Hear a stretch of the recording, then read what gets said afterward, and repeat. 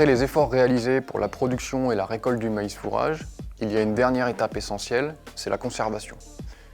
L'objectif est de préserver la quantité de fourrage que l'on a produite, mais également sa qualité nutritive pour la performance du troupeau et sanitaire pour la santé du troupeau et la qualité du lait. Première étape, bien avant la récolte, il faut réfléchir à la dimension du silo.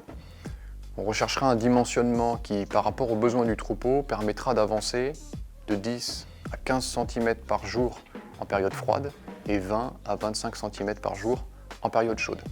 L'objectif est toujours le même, limiter les échauffements pour préserver la quantité et préserver l'appétence du fourrage. Concrètement, pour bien dimensionner, il faut estimer que chaque mètre cube de silo contient 200 à 220 kg de matière sèche. Il faut ensuite croiser ça avec les besoins du troupeau, c'est-à-dire le nombre d'animaux à nourrir et leurs ingestions quotidiennes. Une autre étape du chantier est de disposer une bâche sur les murs des silos couloirs. Ces bâches seront utilisées en fin de chantier pour garantir l'étanchéité et l'herméticité du silo. Ensuite, il faut tasser le fourrage pour chasser un maximum d'oxygène. Pour tasser convenablement, il y a plusieurs règles à respecter, notamment l'étalement en couches fines, de l'ordre de 10 à 20 cm, pour assurer d'avoir une action de compaction suffisante sur chacune des couches de fourrage. Pour bien gérer également le tassage, il faut assurer un flux régulier de bennes. Ça s'obtient le plus souvent en gérant 2 silos côte à côte, afin de répartir les bennes au fur et à mesure qu'elles arrivent au cours du chantier. Et enfin, dernier point, il faut avoir suffisamment d'action de compaction, donc avoir suffisamment de poids sur le silo. En termes de repères, on peut retenir 400 kg d'engin tasseur par tonne de matière sèche entrante et par heure. Un autre repère, plus simple, est de se dire qu'il faut 2 tonnes d'engin tasseur par rang de l'ensileuse.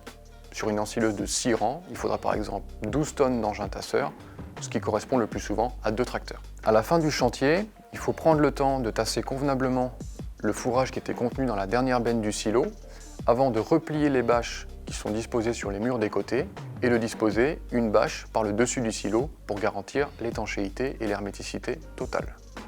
Maintenant que le silo est fait, il faudra le laisser fermenter 3 semaines. Si vous le pouvez, attendez plutôt 2 mois pour avoir un fourrage plus stable et un amidon plus digestible. Dernière étape cruciale, le dessilage. On peut donner 4 derniers conseils à respecter pour assurer la bonne conservation et valorisation du fourrage. Le fait notamment de retirer la bâche uniquement sur la surface correspondant à quelques jours de besoins alimentaires pour le troupeau. On disposera un cordon de boudin pour maintenir l'herméticité pour tout le reste du silo.